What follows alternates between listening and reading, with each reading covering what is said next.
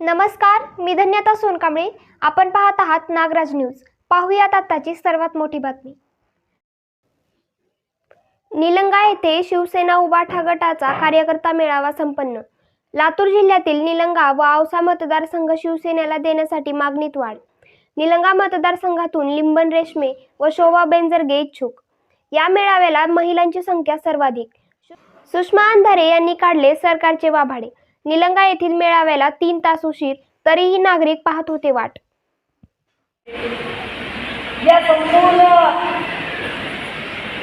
आजच्या मेळाव्याच्या निमित्ताने इतकी सुंदर तयारी आणि अतिशय कमी वेळेत केलेली तयारी आणि दोन्ही उमेदवारांचं सगळ्यात म्हणजे त्याला आपण अतिशय ग्रेसफुल प्रेझेन्स म्हणू. ग्रेसफुल प्रेझेन्स शिवाजी चौकामध्ये एक बॅनर आणि बॅनरवर दोघांचेही सारख्याच उंचीचे फोटो. So cute. हे फार छान चित्र आहे, हे निरोगी चित्र आहे आणि त्यासाठी दोघांचेही खूप खूप अभिनंदन.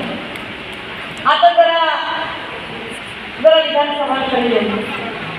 विधानसभांची लगेच काही सुरू झाली आहे. सगळीकडून आता उमेदवारी आणि आपापले मतदारसंघ बांधणी वगैरे या सगळ्या गोष्टींची चर्चा सुरू झालेली आहे. राजे हो,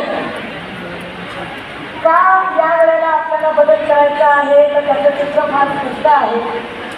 कारण आत्तापर्यंतचा एकूण पट बदलला तर गेल्या 10 वर्षापूर्वीचा एक वादा इरादा त्यांच्याकडून पूर्ण झाला नाही.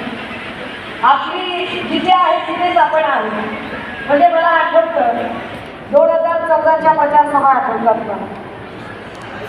2019च्याही मला त्याच्या आधीच्याही काही प्रचार सभा आठवतात. जेव्हा रुपाताई पाटील उमेदवार होत्या, मग संभाजी पाटील उमेदवार होते, मग त्यांची ती सगळी भाषणं, मग त्यांचं ते अतोनात प्रेम, इतकं प्रेम की रुपाताई मला म्हणाल्या, ताई तुमचं भटके वृत्तांमध्ये फार काम आहे, मला एखाद्या वस्तीवर घेऊन चला. आमचे विलास काका वगैरे सगळे लोक आहेत, दादाराव आहेत, सारी माणसं. मग आम्ही एका वस्तीवर गेलो, तिकडे माणसंच नव्हती. त्या म्हणल्या नुसते झोपड्या दिसत आहेत, माणसं कशी नाही. त्यांना विचारायला माहीतच नाही की ही सगळी माणसं दिवसभर मागायला जातात आणि रात्री कधीतरी घरी परततात. अजूनही त्यांची ती घरघर संपली नाही, ती भिक्षुकी संपली नाही. अजूनही त्यांना ती पक्की घरं नाही. आता 10 वर्ष झाली बरं का. 10 वर्षानंतरही तीच परिस्थिती आहे. विशेष म्हणजे रुपाताईंची निवडणूक जेव्हा चालू होती ना, माझ्या माहितीप्रमाणे तेव्हा किती ऑक्टोबर वगैरे महिन्यात चालू होता, दसऱ्याचा काळ होता. आणि तो दसऱ्याचा काळ होता. मी त्यांना म्हटलं की बघा हे असं काय करायचं.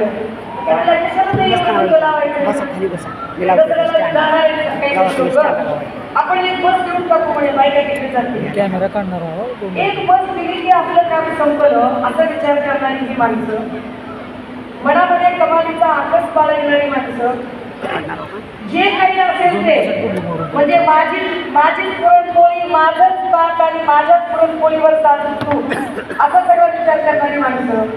यामध्ये इथल्या गोरगरिबांचा विचार केला, तो विचार कुठेच नाही. आम्हाला का सगळा बदल करावासा वाटतो किंवा का लोकांना बदल करावासा वाटतो. लोकसभा इलेक्शनमध्ये आपण बघितलं ज्या पद्धतीने लोक महाविकास आघाडीच्या पाठीशी उभे राहिले, सन्माननीय पक्षप्रमुख उद्धव साहेबांच्या पाठीशी उभे राहिले.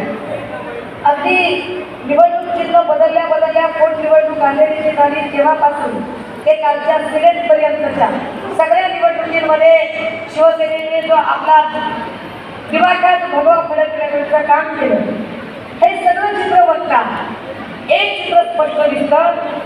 त्यामध्ये महत्त्वाची गोष्ट काय आहे, तर जर विद्यापीठाच्या 10च्या 10 जागा इथे येऊ शकतात, याचा अर्थ असा आहे की जो सुशिक्षित युवा वर्ग आहे, जो तरुण वर्ग आहे, त्या सुशिक्षित युवा तरुण वर्गाला भाजपचं आत्ताचं वागणं अजिबात पसंत पडत नाही.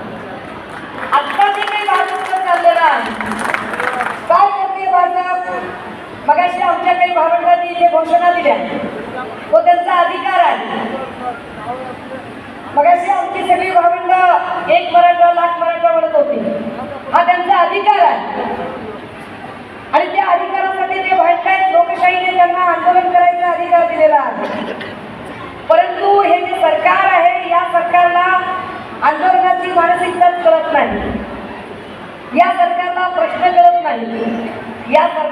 आंदोलन हाताळण्यापेक्षा आंदोलन चिघळवण्यामध्ये जास्त रस आहे.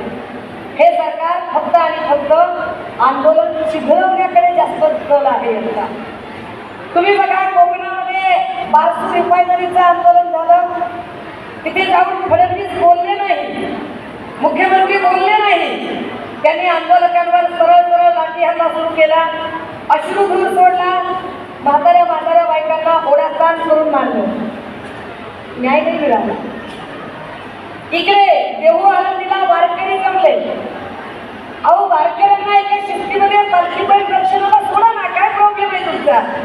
पण त्यांना तीही साधी गोष्ट जमली नाही. मग वारकऱ्यांवर लाठी हल्ला केला. अंतरवाली सरांनीमध्ये मराठा समाज आंदोलनासाठी एकवटला. मराठा समाजासोबत पण पुन्हा तेच केलं. आंदोलन हाताळता आलं नाही. पुन्हा लाठी हल्ला, पुन्हा मारहाण, पुन्हा अश्रुधूर, तिकडे तर गोळ्या झाडण्यापर्यंतचं काम केलं. अगदी काल परवा 3.5 वर्षाच्या चिमुरड्या लेकराच्या सोबत दुष्कर्म झाले.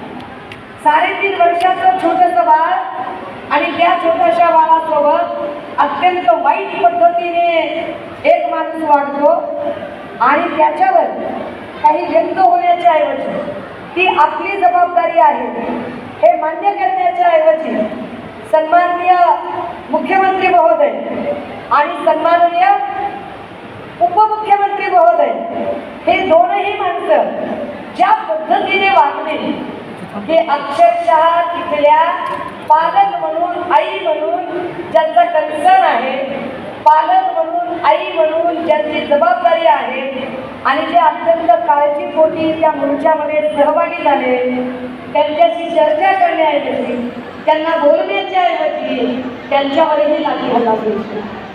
जनावरांसारखी मारहाण त्या लेकरांना केली. जनावरांसारखी मारहाण तिथे जमलेल्या लोकांना केली. एक पत्रकार मुलगी विचारायला लागली, अहो तुम्ही असं का करताय?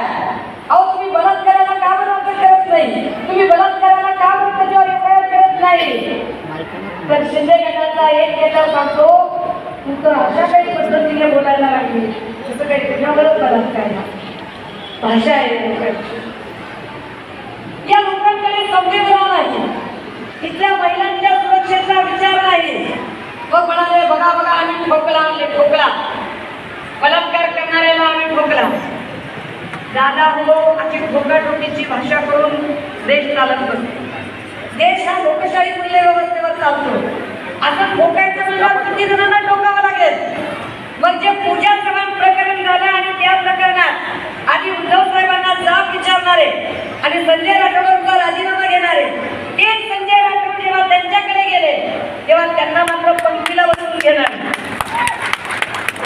मग काय आता पूजा चव्हाणला न्याय देण्यासाठी काही संजय राठोडांच्या सोबत पण तेच करायचं का? त्या खेळाडू विनेश फोगटला न्याय देण्यासाठी मग भाजपच्या ब्रिजभूषण सोबत पण तेच करायचं का? आणि रिंकी बत्सलाला न्याय देण्यासाठी राहुल शेवाळेंच्या सोबत आणि सोलापूरचा निर्मला यादवला न्याय देण्यासाठी भाजपचा नेता श्रीकांत देशमुख याच्यासोबत पण तीच ठोकाठोकीची भाषा करायची. ताज्या बातम्या पाहण्यासाठी आजच आमच्या चॅनलला लाईक, शेअर आणि सबस्क्राईब करा.